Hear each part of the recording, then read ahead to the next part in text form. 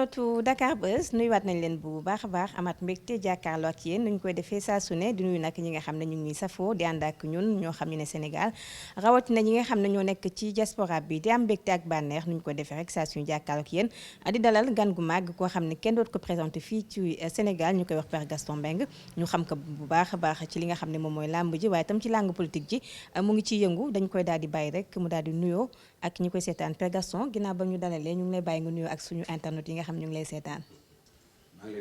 maa ngi leen di fay yéen waa Dakar Buzz yëpp déjà yéen a ngi commencé wut buzz man bokkuma ci langue politique gi observateur laa ci langue politique. ah fenn nag moom tax nga ci ripp de. waaw mais observateur laa buy wax dëgg rek. buy wax dëgg rek waaw loolu buy gis dëgg di ko wax. ay sinon maa ngi leen di nuyu kontaan naa trop ci ñëw bi ngeen ñëw fii bëgg ma jël xaw ma lu ngeen may laaj nag mais lu ngeen ma laaj daal lu ma ci mën a tontu dinaa ko tontu. di nga tontu xam nañ ni doo daw question ñu ngi jaajëfal bu baax a baax tam nangu bi nga xam nangu ko suñu invitation ci biir Dakar Buzz du ñu tàmbale rek mooy ginnaaw màggal gi nga xam ne jóge nañ ci xalif général des mourides ci li nga xam mooy cérémonie officielle bi wax ci lu am solo di gindiwaat askan wi lu jëm rek ci réseaux sociaux yi Facebook beeg message WhatsApp yi nga xam ne mi ngi yàq kër yi ak lu ni mel loo jàngat ci leçon boobu nga xam ne joxe na ko. leçon bu baax la ragal naa ni yéen waa Dakar Buzz dégg ngeen ko. ragal naa ni da ngeen ko jàngat bu baax te da ngeen ko respecté. comme seen nattaangoo yëpp. parce que sëriñ bi li mu wax aussi dëgg la Sénégal dafa mel ni léegi nekkatuñu ci Sénégalu démb. da ngay xool sax da ngay wax ban réew la nekk léegi. parce que nit ñi léegi soxor nañu. xol yi àndatul nit ñi bëgganteetuñu. te yii ñun suñu papa yi suñu maam yi xamuñu ko woon. même ñun bi ñu nekk xale yi amul woon. mais léegi ku ne yaa ngi wut noo taxale sa nawle yaa ngi wut noo taxale sa moromu sénégalais yi te sunu doom yi ñooy daje ëllëg sëy ci duñ ci mën dara mais mbon gi ci biir réew mi léegi vraiment sëriñ bi yéex na cee wax sax mais comme wax na ci rek mën nañ ci am yaakaar léegi ndax sëñ Muntaxa ragal naa ni ñëpp ko bëgg ñëpp ko rus muy moom muy sëñ Babacar Sy Mansour donc ñooñu suñu waxee rek xam nañ ni booba nag yëf yaa ngi ëpp dayoo parce que nag amee sa téléphone wala sa benn appareil wala sa benn télévision la neex wax aussi du dëgg du yoon te ci ñu ni nee na kan la ñuy yàqanteel suñu bopp donc sëriñ bi ñu ngi koy ñaanal bu baax yàlla na fi yàgg ci wér di ko ndokkale aussi ci màggal gi ñu jóge ak ñaan yi mu ñaan yëpp avant màggal gi ak màggal gi ñaan yi mu dëkkee ñaan ba feebar bi wàññeeku nii ba réew mi jàmm rek fi xew de façon lu sos bari parce que Sénégalais dañoo mën a suul ndaanaan lu yàq bari réew mi jàmm rek fi am. dëgg la ndax ñaanal ko fi. ñu jëm tuuti ci actualité muy li nga xam ne ñenn ci Sénégalais ñu ngi koy ñaawlu te mu nekk tam réalité parce que kenn mënu koo nëbb muy condition de détention ñi nga xam ne ñoom ñooy nekk ci kaso yi wala sax ñoom ñooy nekk garde à vue bu ci mujjee mooy bu Cheikh Niass. sànq ci ngoon la autopsie bi daal di génn waa këram nag li ñu doon wax mooy il fallait que ñu réclamer justice parce que dañu gis ne yu ni mel dafay am condition de détention yi ci prison yeeg garde à vue yi yow ban jàngat nga am ci loolu. waaw mais condition de détention dafa war a baax de toute façon moo condition du mel ni yow nekk sa biir kër ngay jaabante yooyu mais dafa war a baax parce que nous sommes tous des humains tey soo demee Europe wala États-Unis condition yi dafa baax da ngay gis par ñaari nit lay bokk néeg am seen télévision am seen yëpp ñu leen di choyer aussi parce que nag li ñuy wax rek kaso jombul kenn mook bàmmee la yem ay innocent sax dañ fay dugg donc vraiment xaw ma nag ci affaire dee gi parce que man du ma wax lu ma xamul médecin yi def autopsie bi nee nañu mort naturelle la kon man mort naturelle rek laa mën a jàpp mais comme Sénégal dañuy wax ne lim gi dafa bari ñi nga xam ne ci garde à vue li ñuy jógee ñàkk seen bakkan loolu la ñuy ñaawlu mais sax bokkul ak avant autopsie bi di ñëw waaw non mais peut-être que xanaa ñu tere ni bu kenn defati garde à vue parce que nit sax mën nañoo garder suñu bopp suñu kër yi dee te toujours ñu toog suñu kër yi avec toutes les conditions yàlla rey nu donc loolu li ko mën a dindi rek mooy ñu ni kon garde à vue bu mu amati parce que dee moom fu mu la fekk yàlla da la fay jël. mais ci condition anam bi ngay deewee tamit. waaw ci anam bi ngay deewee mais anam yi ngay deewee nag bon loolu yàlla rek a xam wala boog ay nit ñu jub taxaw mën a témoigner dara. mais ku ci dee ñu ni xëy na alkaati yi la wala gendarme yi ci xëy na du loolu. parce que moi je pense que alkaati yi ak gendarme yi je pense que ay humains lañu ay nit ñu baax lañu. parce que suñu sécurité la ñuy veiller donc je pense que xanaa tayef rek du leen yóbbee ñuy rey nit. bëgg rey nit pour rey nit man loolu mënuma du ma xëy na am na mais man mënuma ko. mais père dogguma la mais dafa am ñu ko témoin ñoo xam ne dañ ko dund ñu ngi ñaanal bu ko kenn dund ñi ko dundagul yal na leen ci yàlla musal. mais ku ci mel ni Dame Mbodj duggoon defoon na garde à vue wax na condition yi nga xam ne moom lañu fa nekkee ku ci mel ni Guy Marius Sagna tam wax na lu ni mel. non xam nga nag su mbay xam nga activiste yi nag dañuy wax rek xam nga léeg-léeg ñu net li tax lu leen deful pour bëgg gën a yokk buzz. comme dak waaw c'est non léeg-léeg ñu yokk loo xam ne defuñu leen ko parce que ñoom même suñu nekkee ci biti ñu ngi activé waxante ba ak suñu nekkee ci biir tey lu nu mën a def pour ŋaññi dañ koy def mais je pense que am na loo xam ne ku ñu ko def ci kaso dootoo fexe na fa delloo te ñoom toujours ñu ngi bëgg a dem ci kaso bi. mais xeexal sénégalais moo tax. waaw di xeexal sénégalais ñun ñëpp a sénégalais yi metti dundu bu cher geeg madame xam nga mun ñu ko jooy ñoom ñu opté def activiste. madame xeexal sénégalais yi ñun ñëpp a ngi xeex yow sax activiste nga ñëpp activiste la ñëpp a ngi xeexal sénégalais yi ñëpp ñu ngi xeexal sénégalais yi ñëpp yi jëkkoon a nekk di xeexal sénégalais yi it ñu ngi fi am na ci ñoo xam ne xeexal nañu sénégalais yi ba nu jox leen dara ñu noppi nit ñi seen bopp rek la ñuy xeexal. kon am na ñuy jox dara ñu noppi. bari na yàgg na am kooku depuis les indépendances loolu yàgg na am. donc de toute façon xeex du pour xeex pour saaga pour yàq der pour xas état pour xas police xas justice ay institutions yoo xam ni yàlla moo leen fi teg il faut ñu respecter sunu institutions yi il faut ñu respecter sunu police bi sunu gendarmerie sunu justice bi il faut ñu respecter ko. c'est pas parce que tu te prends pour un activiste wala un chroniqueur wala taxaw rek amoo li nga bëgg nga ni bon lu ma neex wax lu ma neex def. léegi yooyu la xew mais bu njëkk yooyu amul woon ñu ci mën a génne ci chapitre boobu sax la ñuy tëjee ñu gis ne ki nga xam ne Guy Marius Sagna dañu ne dafa attaqué institution te institution kenn du ko attaqué comme ni nga ko waxee léegi muy gendarmerie nationale ak ki nga xam ne tamit député la woon di Bougazelli di taxaw wax lu gën a raw loolu tuumaal gendarmerie ci lu nu mel est-ce que tey li ñu def Guy Marius Sagna mu ñu ko woon def moom it loolu mi ngi ci loxo justice man affaire justice lu ci nekk sama nekk doo si dugg daal doo ci dugg yooyu mi ngi ci loxo justice vraiment yéen mi ngi ci loxo justice non dama ni yooyu yëpp ci loxo justice la nekk mais am na yoo xam ni du ma ci dugg père lu tax loolu xanaa sa xarit la wala da non xaw ma ko sax xam naa ko mas nañ toog benn yoon ñaarul mais Sénégal ñëpp ay mbokk lañu mais du ma dugg man c'est pas parce que kii ci parti bi la nekk wala nekkul ci parti man awma parti man Sénégal mooy sama parti man Sénégal laa gëm ku fi yàlla teg ma ànd ak yow gëm la te ki fi yàlla teg ni ko sëñ Mbaye Sy Mansour waxee barki dem yàlla suñu fi tegaloon dof sax ñu ànd ak moom waxante ba mu fi tegalee nit ku mel nit dëgg nit njaay tudd Macky Sall. D'accord. Donc il faut pas que ñuy jéem a xatraayoo di wane fii lu fi nit jaay rek am na ñu leen ko jëkk a jaay lu fi nit wane man xam nga affaire activisme ak yooyu dama ci yàgg xam naa loolu. da nga ko doon def. dund naa ko man cay jamonoy 68 man ci ñu bokkoon ci defar lu la ci génnee père. kon loolu ŋàññi ñi nga xam ne ñooy ndaw ñu bees. non ŋàññu ma leen man xam non ŋàññu ma activiste. d'accord nga ci tëral li ñuy doxalee. la preuve li nga ma posé ak li ngay wax du benn. da nga ma posé affaire ay détention yooyu ak activiste yooyu def mais activiste. lu raisonnable la. activiste pouvoir dafa war di déglu activiste. pouvoir dafa war di déglu opposition. parce que activiste yi léeg-léeg ñu def loo xam ni xëy na lu baax ci réew mi moo tax ñu koy def mais suñu leen nan leen toog déglu leen ba pare. buñ leen bàyyee mbedd mi suñu demee nag ba bëggunoo toog déglu ñoom ñu préféré rek mbedd mi. ah lu ci góobe na gar ko parce que nag réew mi du nangu kenn ko yàq. man dem naa États-Unis tout dernièrement. mooy dem bi ñuy wax ne da nga demoon defaral terrain bi président Macky Sall. ñu ne président Macky Sall mi ngi ñëw gars yi taxaw ne président bu ñëwee États-Unis dina gis lu mu sa gis. Père Gaston dagg bi dem dégg naa defar terrain bi. terrain bi Macky Sall ko defar boppam. bi yaa ko defar ñun non defaruma ko ba ma demee fekk naa fa sax keneen koo xam ni vraiment liggéey na fa liggéey bu rafet. mais dem bi amul woon benn rapport ak voyage président muy Farba Ngom. dem ba fekk mu def fa liggéey bu rafet. waaye ñaar lañu wax ne yéen a ko doon defar. non man Miami laa nekkoon jóge fa bi président di ñëw ma ñëw 2 jours ou 3 jours avant. mais nag man dama am sama capacité. dama am nag lu ma man xëy na sax Sénégal ma xamul moo tax ñuy wax lu ne. mais man li ma man ci diaspora bi. li ma man ci àll bi parce que dama ko dund ak ñoom foofu. ñuy ay nit ñu baax war a dund. bi ma demee li ma jëkk a def. fekkee fa benn réunion cellule APR yi nekk foofu. Farba Ngom ma ko doon présider. ñëpp wax fa wax yu rafet. bi mu paree man bi ma génnee ma jël sama initiative bopp. Macky Sall sant ma ko. kon kenn santu la ko. kenn santu ma ko. man maa jël en tant que sénégalais sama initiative bopp.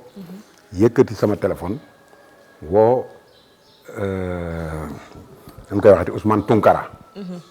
Ousmane Tounkara. ñëpp ni day saaga day live day tel mais soo waxee moom xam ni ki ngay waxal sénégalais bu baax la. buñ ko wooyee lu ngeen waxtaanee. non bu ma ko wooyee dañu waxtaan dama ne ko Ousmane man la Gaston Mbengue damay seetaan say live et tout ça mais Ousmane est-ce que xam nga benn affaire yow bañoo Macky Sall. kenn bañul Macky Sall. après yaa ngi ko doon baat nag de. non mbaabu ma ko dama ne ko bañoo ko. Macky Sall xëy na président de la République yow am nga ci moom soxla am na loo ko war a wax mënoo koo jot. mais même soo ko mën la jot am na ay second ñu fi nekk ñoo xam ne moo leen fi teg wala ay autorités yoo xam ne Macky Sall leen fal. ñooñu mënoon nga dem ci ñoom nee nga nag mënoo leen a jot yow. mënoo leen a gis soo leen mënul a gis nga ni da ngay sànni sa xam-xam ci àll bi. mu ne ma effectivement wax nga lépp Macky Sall ñun dañu dëkk Sénégal comme Macky Sall. d'accord dëkk fa comme yow Gaston dëkk fa comme ñëpp. am fa ay lu nu bëgg a suñuy xalaat. ñun laajuñu dara lu dul ñu déglu nu ñuy wax suñuy xalaat pour lu defar Sénégal. su baaxee ñu def su bonee ñu ne lii baaxul lii baax. mënunoo gis Macky Sall mënunoo gis ku ko jege. ñi ko jege. buggun danoo siis nous sommes pas généreux buggunu kenn jege leen comme nag ñun amuñu fu ñu waxee suñu xalaat ca nu bokk Sénégal ñu jël suñu xalaat teg ko ci live beeg ci réseau yi ca muy dëgg nit ñi Macky Sall fal ñoo war di déglu activistes yi ñoo war di déglu opposants yi pourquoi mënuñuy jóg guddi gu ne bàyyi seen boîte WhatsApp yooyu ñuy def groupe boobu di dem ci di jóg ci kër di dem ci kër opposants yi di waxtaan ak ñoom ay sénégalais lañu jéem leen a convaincre suñu leen convaincre lu ñu jéem leen a raisonner ñuy waxtaan entre sénégalais. mais Tounkara li mais ku leen jege ci loolu rek la yam ci bëgg-bëgg yi nga xam ne bëgg na ko gis wala jottali ko président Macky Sall. non ci yooyu rek la yam ñu waxtaan entre sénégalais. mu tontu bu yiw ñu waxtaan dañu waroon a gisante sax ci guddi ga. mais après mujj nu gisante mais wax nañu ne gisante déggante benn la. l'essentiel wax nañu ko. mais l'essentiel aussi comprendre na ko. xëy na am na ñoo xam ni sax tooñ na leen peut-être parce que ku dul tooñ amul xëy na am na ñoo xam ne tooñ na leen ko mel ni par exemple Abdou Mbow xëy na li muy wax est-ce que dëgg la est-ce que du dëgg Abdou Mbow ne lu dëgg su dul dëgg tooñ na ko ku mel ni Youssou Ndour tooñ na ko fi mais yooyu yëpp aussi bon yëpp ci activisme la d'accord activiste yi toujours dañuy def sax li ngeen di wute buzz nii danañu wut buzz sax créer du faux pour avoir le vrai. yooyu yëpp dana am mais yooyu yëpp du tee nag ñun ñëpp ay sénégalais lañu mën noo fexe ba doonu bokk Sénégal gi mën noo fexe ba duñu nekk ay mbokk mën noo fexe ba activistes yi duñu nekk suñu ay mbokk donc il faut pas que ñu bëgg leen a sànni ci faagaagal leen et tout ça man yooyu d'accord nga ci man toujours je dis au président Macky Sall que déglu leen nañuy déglu activistes yi nañuy déglu opposants yi et tout. d'accord mais à part waxtaan bi nga xam ne waxtaan nga ko ak Tounkara yan moyen nga defaat ngir defar terrain bi foofu ba nga xam ne yuuxawuñu président naam sax am na ñett-ñeent ñu fa nekkoon yoo xam ne. waaw ñett-ñeent ñooñu sax yuuxuwuñu di dañoo taxaw rek di wax seen di envoyer lancer seen message. kese oui seen message am nañ ci droit et puis Sénégal Macky Sall est un homme démocrate. Sénégal nit ñuy wax rek di kii truc. ñëw am na ñett-ñeent ñu ñëw mais ñun de façon malgré que waxtaan nañoo ñoom ñun la waroon waxtaan muy Ousmane Tounkara muy Ndeye Fall du PDS nga xam ni sama cousine la sama jarbaat la moo gën a danse ñooñu ñëpp sax am na fa ñeneen ñoom Cheikh Thiam ñoom Ardo ñu ñëpp a nga fa woon vraiment di ñu ay nit ñu baax et APR aussi amee fa ay Benno Bokk Yaakaar du moins amee fa ay représentants yu bien ku mel ni ñoom Baboy et tout ça là. d'accord ñu am chance it sama mbëru làmb yëpp nag nekkoon fa. ñu mbëru làmb yooyu per nañu ci bari nee nañu yaa leen fa yóbbu gis nañ fa Abdou Diouf sax xaw fa am benn accrochage ak kenn ci li ñuy dem wax defal terrain boobu nee nañ mbëri yaa leen daggal bii ne leen ñëw leen gaaw dem. mbëri yi ban demee léegi ëpp na at. ñii ëpp na juróom benn weer mais comme ni nga woowee Tounkara est-ce que woowoo leen tam ne leen ñëw non mbëri yi ci seen bopp ñoo ma fekk si. ñoo la fekk si parce que nag mbëri yi nag dañoo am relation. ñu xamee ni woon yaa nga fa. xam nañ ko waa États-Unis soo ci d'abord bi ma accès dañ ma invité ci rajo Modou États-Unis ba 4 heures du matin ñëpp ma dégg foofu. ñëpp nga def sa propagande non pas def sama propagande man du ma propagande dañ may wax ma wax dëgg parce que du ma wax luy yàq du ma sos.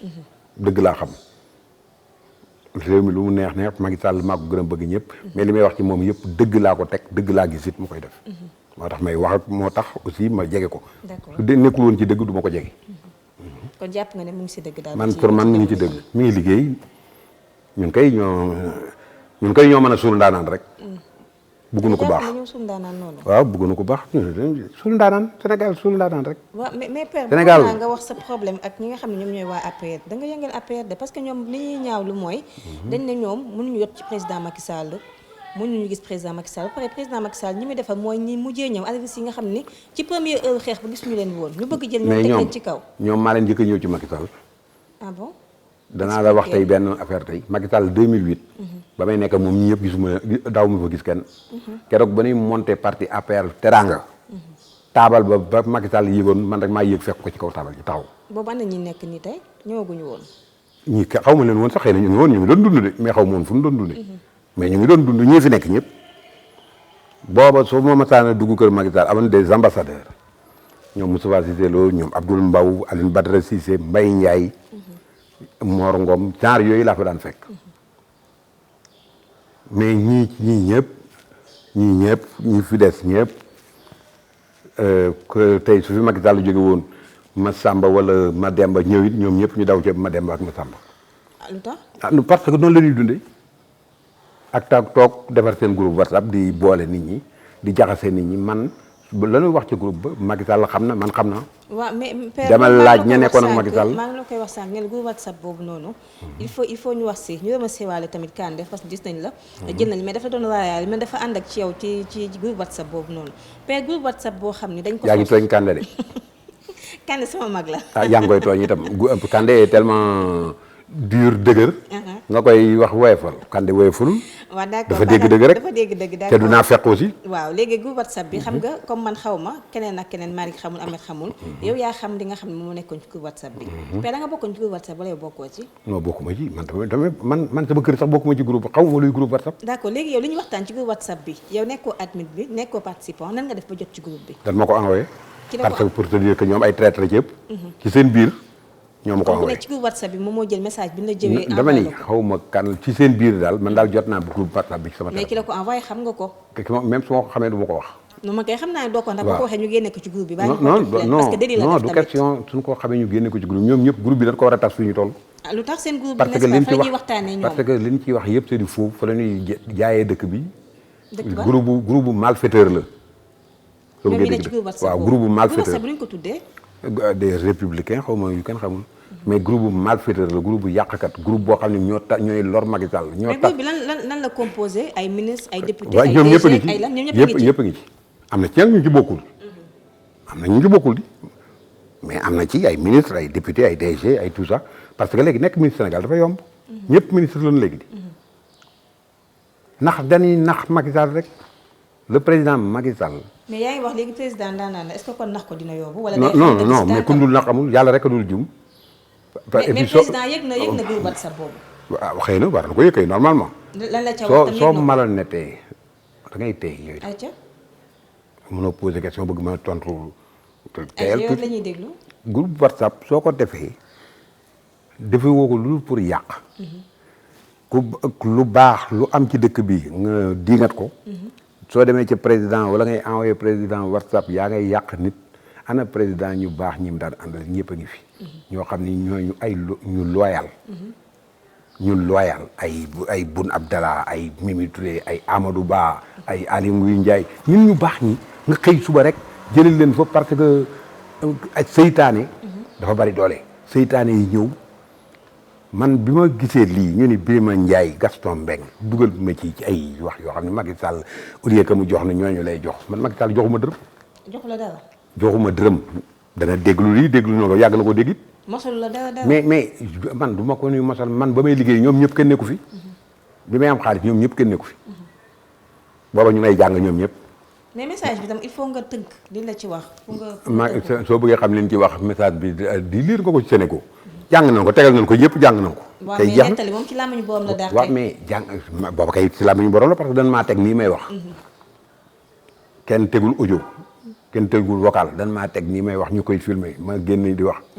groupe WhatsApp boo xam ni danoo yàllaa leen weer parce que man ma cee bañ a tudd ak Birima parce que ñun mënu leen a apporter dara mais yàlla moo poussé seen xol parce que soo amee xolu soxor kañaan nga xam ne ñoom ci seen biir sax bëggantewuñu ñoom ci seen biir bëggantewuñu kañ nga mas a gis benn oto bu ñaari nitu APR ànd dugg di dem soo ko gisee fenn wax ma ko wala nga dem benn kër ministre wala benn kër nitu APR fekk fa beneen ministre comme ni waa PS daan def dans les temps man bi ma nekkee xale yi je me rappelle ay Alioune Badara Mbengue André Guillabert ñoom Karim Gaye wala jooju dañ daan ànd bokk oto ba sama kër lu ko sama kër papa yeneen oto yi topp ci ginnaaw mais fii doo gis benn ministre wala ay waa APR yu ànd pourtant ñu bokk parti bi waaw ñoo ko bokk wala accidentellement ñaar ñoo gis ñu ngay fexeel keneen suñ ko faagaagalee tàqali ko wat mais père bi nga jógee message bi ñu envoyé ko lan moo nekkoon sa réaction non ci saa si dama wokkee ko ki signé message bi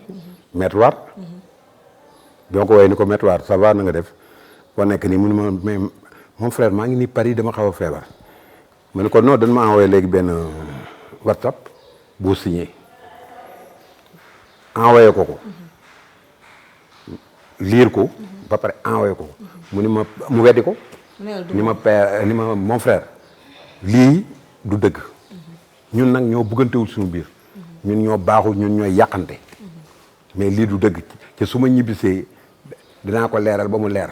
d'accord ñibbiseegul ba léegi ñibbiseegul ndax da doon faju ñu toog waxtaan et tout ça mais moom làmmiñam nekkul ci poosam doon ko dégloo dana wax parce que nag de façon su fekkee nii dañ koo tuumaal ki ko ni ko tuumaalee doy na waar parce que affaire bi moom xaw ma nu muy def ba weddi ko waaw. ndax turam moom la ñu signé. moom la signé et puis ni mu commencé message bi chers camarades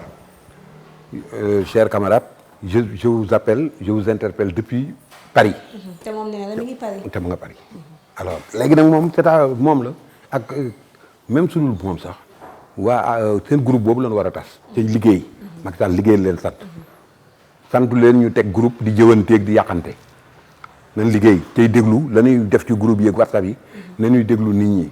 nañuy askan wi moo fi teg Macky Sall jël leen pour teg leen ci diggante ak askan wi.